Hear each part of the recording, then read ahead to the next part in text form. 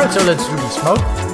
So yeah, my original smoke, it's a very simple simulation actually, so it's nothing too complicated. And actually what I used is just the regular Houdini solver in OpenCL mode, so I didn't use the sparse solver because I have a RTX 3090 and it was just going to be faster to do this on the regular solver with OpenCL. But for the sake of the tutorial, I think what I'm gonna try to do is let's do this in Axiom instead. If you don't know what Axiom is, it's a GPU solver. It's incredibly fast. It's made by a guy named Matt Pucella, and you can download it for free on his website. So if you go to mattpucella.com, you can download it here, or /mattpucella.com/Axiom. Just give him your email address plus download. And then there will be an installation guide here. It's quite simple to install, so just follow that. But I figured just for the sake of the tutorial, it might be more interesting to just use Axiom. I mean, I could show you how to do this with the regular Houdini solver with OpenCL mode, but there's already so much stuff out there, and Axiom is just really cool. And for what we're doing, this will probably be faster. So this is why I figured it might be cool to do this with Axiom. And again, you don't have to buy this, you can just download it, and if you like it, you can donate to him. So I suggest you donate if you like what he's doing, so he can keep developing this, because it's amazing. Anyway, yeah, let's start setting up our emission with Axiom. Right, so let's just move make a geometry node, call it smoke. Let's go in there. Let's object merge our boxes in. And Axiom can just work with regular VDBs. So let's do a pyro source. You can just set it up like you would do with a regular Houdini pyro sim. So let's initialize smoke so we get some density and temperature. And let's do volume scatter. And let's maybe decrease it a little bit. This should be pretty fast. We don't need super high resolution for any of this. So let's do volume rasterize attributes. So this will rasterize them, and let's say that we want to rasterize density, temperature, yeah, there we go.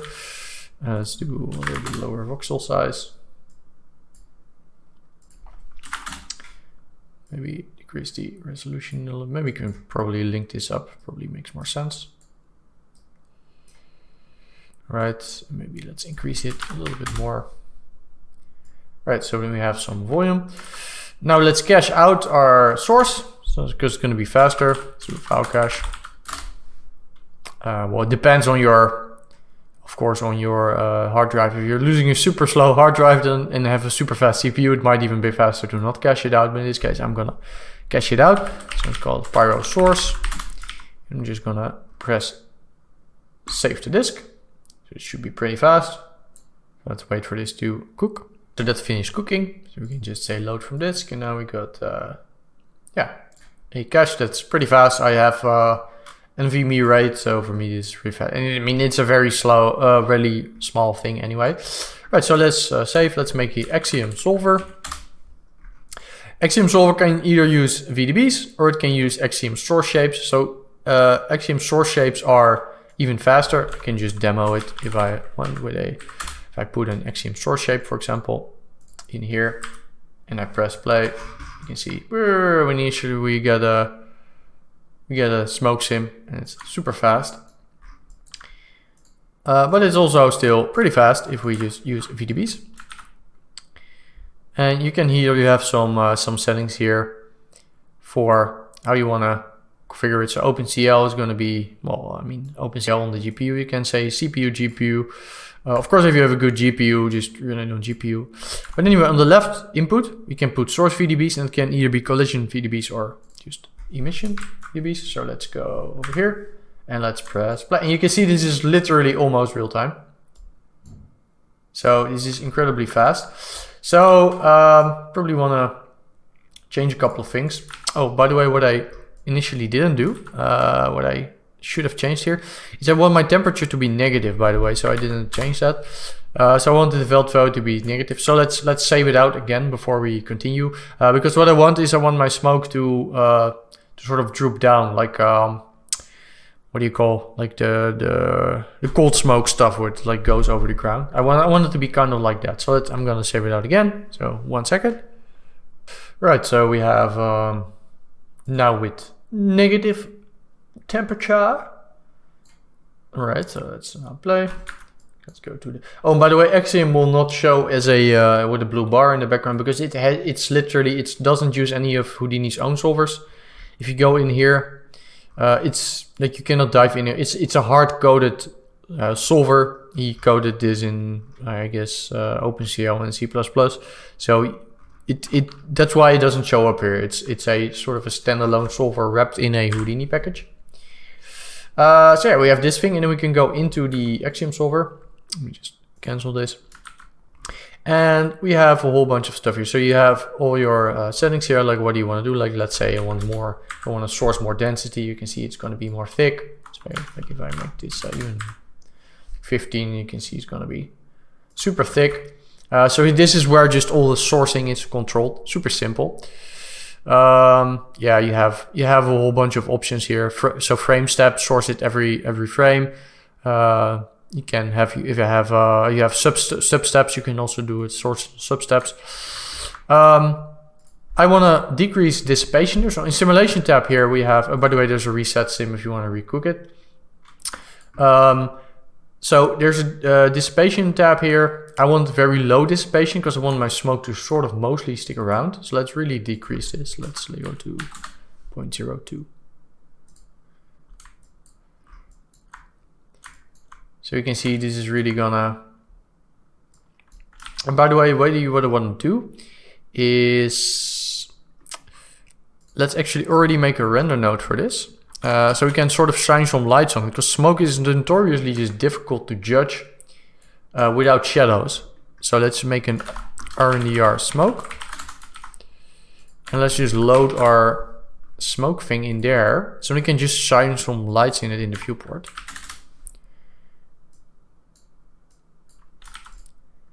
So now we can check the second input.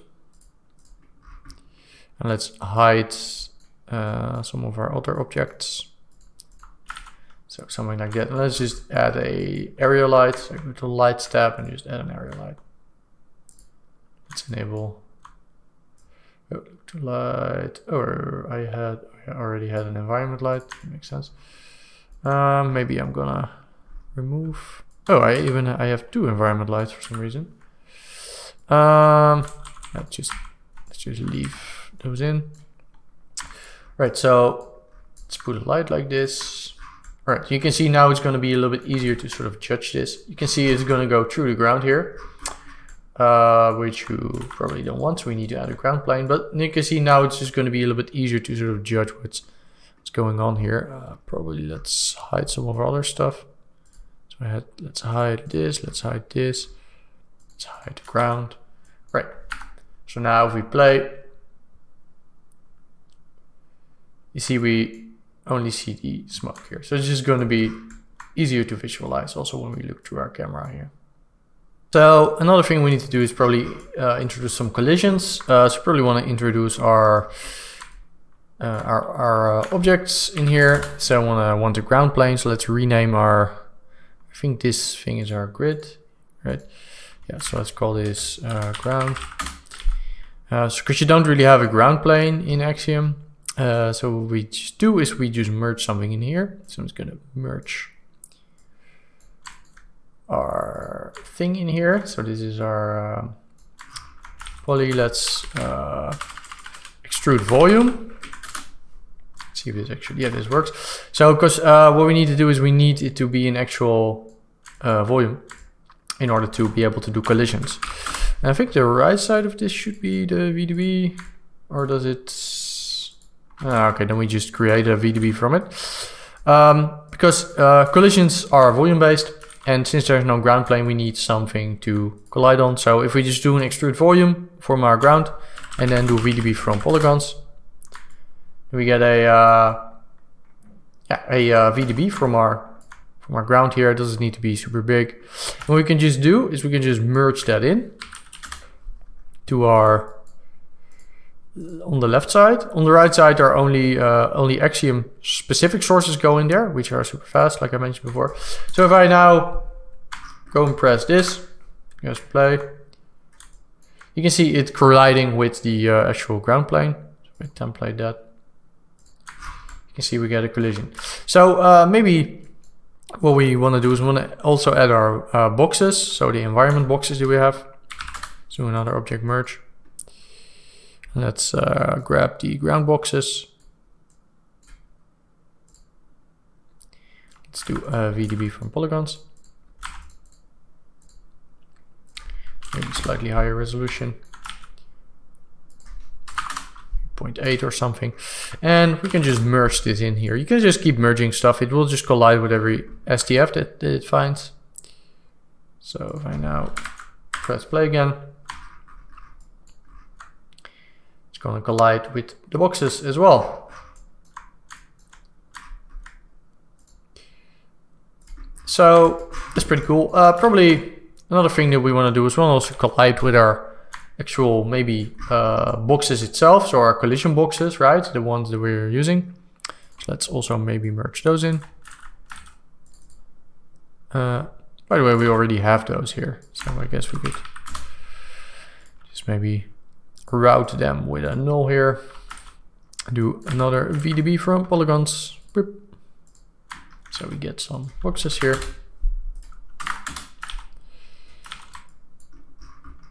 I guess something like that would be good. And let's just merge it in.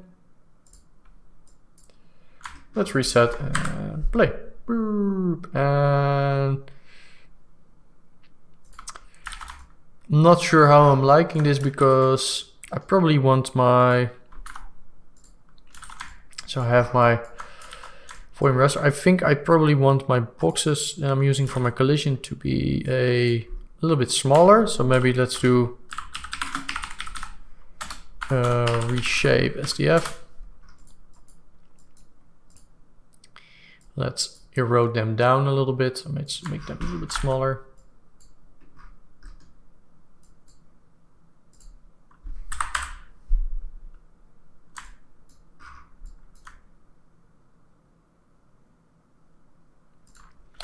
So let's have a look what this looks like compared to what we had before. Pretty similar. So just so we have something to collide with. I know they're emitting it, but I also just want them to sort of collide with the boxes if the boxes move through like some of the stuff. So it's looking pretty decent. If we go into the simulation tab, I mean, I think but default already looks pretty decent. Like the thing is, we don't need that much detail or stuff going on. I'm gonna do a volume visualization already. Let's get a little bit more control here. Should probably start caching this out at some point. But let's play. Let's check what resolution are we already at. All right. I think I should maybe cache out the collision, our moving collision objects. So I'm going to cache out our boxes here. Or maybe, yeah, let's just do this. They're not too heavy. I'm just going to cache them out instead of transforming them. All right, call this collision boxes. Let's save this out. So be right back. All right, so cached out my collision thing, so it should be a lot faster. So let's see if it's actually the case. Let's play. All right, yeah, that's already a lot better. All right, so we can go into the solver here. Maybe I do want to increase my dissipation a little bit. All right, so you have a whole bunch of stuff here that you can change. I'm honestly not gonna do that much with it. I'm probably gonna enable gravity. There's a default turbulence here. Like you don't have any, you cannot use any of Houdini's own microsolvers, because like I mentioned, the thing in here is a hard-coded thing. You cannot go into there. So it has all this stuff built in. That's also what makes it a lot more efficient.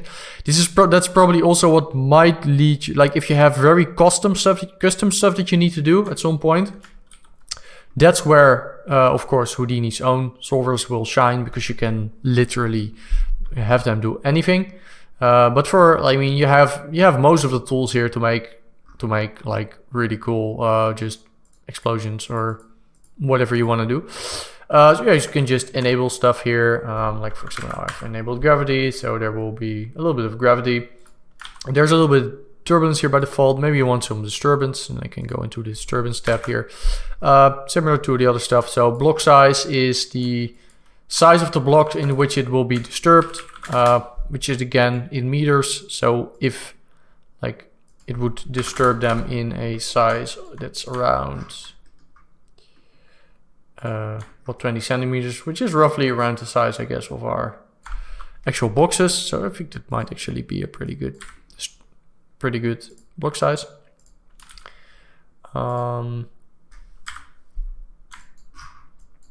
So you would get, like you could see, it would be a little bit more disturbed here. Probably want a little bit less disturbance for that. But yeah, I'm not gonna do too much in here. Maybe I want a little bit less turbulence as well.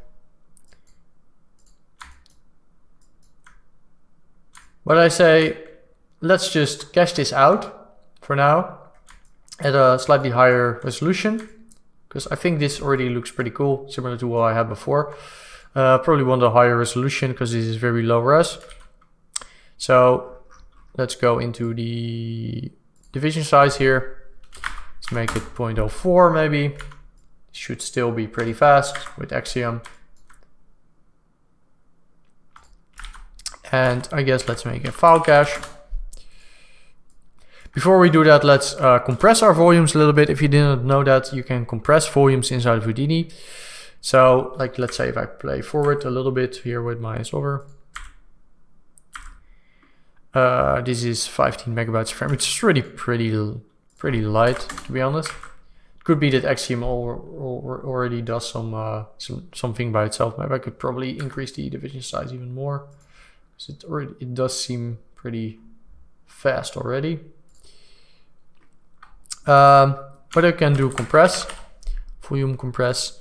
I'm not sure, maybe it doesn't even make a big difference when I'm using this on Axiom. I haven't used Axiom that much yet. But for example, if I grab the velocity here, so let's see if there's actually going to be a big difference here.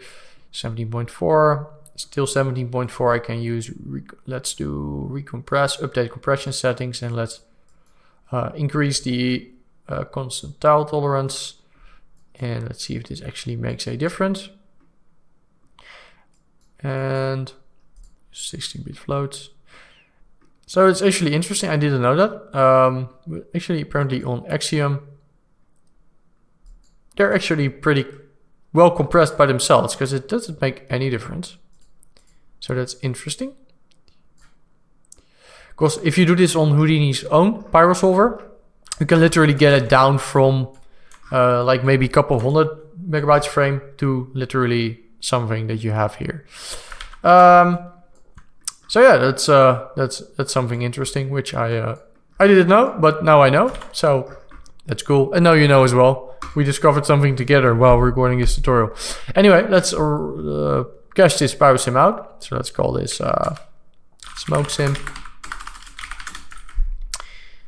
Let's initialize simulation operators. I'm just gonna save this out, and this should probably be pretty fast. So I'll just leave the recording while it's gonna cache, so you can sort of see in real time how fast this is going to be. And again, I am on a RTX 3090, so your results may vary depending on what you're using, but you can see how incredibly fast this is. Like, he has some demo files from that come with the installation, which you could check out, but there's like production quality scenes that literally sim in under a minute. It's absolutely crazy. Anyway, I'm going to leave this run, and I'm going to be back when it's when it's done.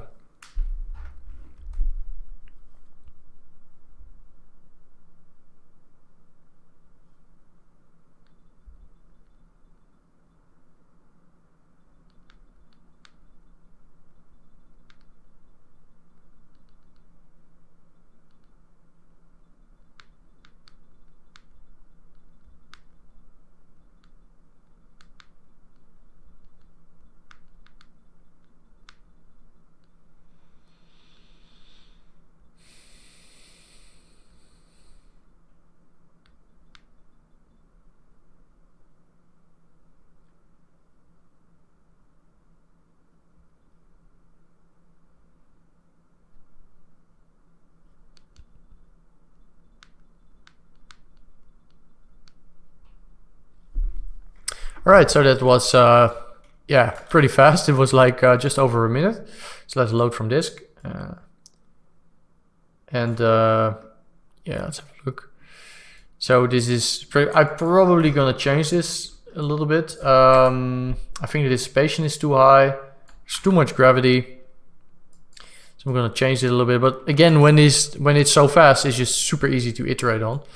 And this is still quite a, I mean, this is pretty high resolution already. So for something like this, so that's quite cool. Could probably go even higher as if we want. Let's do 0.26 because it's so fast already.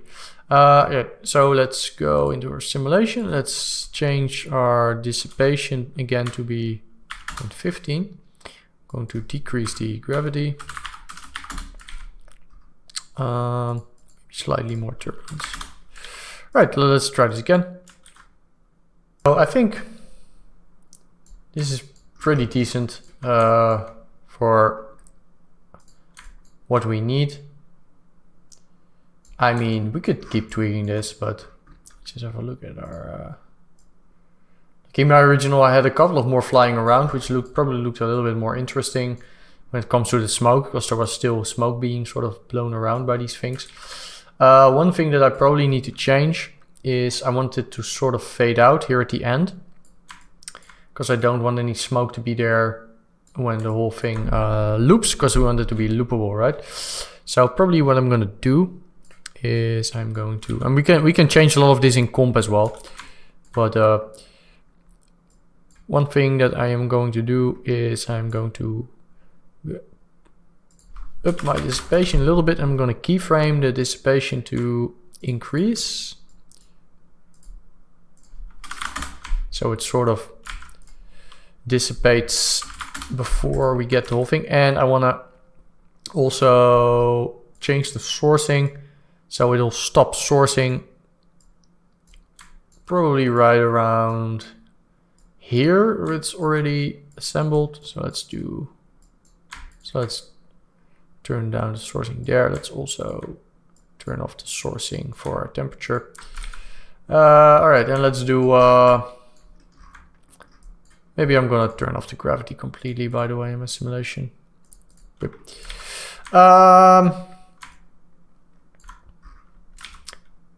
just do a little bit of wind, just like a tiny bit. It might look a little bit cooler. All right, so let's do one final sim, and then yeah, and then we can continue, just start doing some lighting and shading. So it's just gonna save out this final sim, and then we can continue. So yeah, this is done. Probably dissipation is a little bit too extreme, but I'll leave it up to you to tweak your own settings. So we now have all of the elements that we need. So we can enable all this stuff maybe in the viewport. Ground.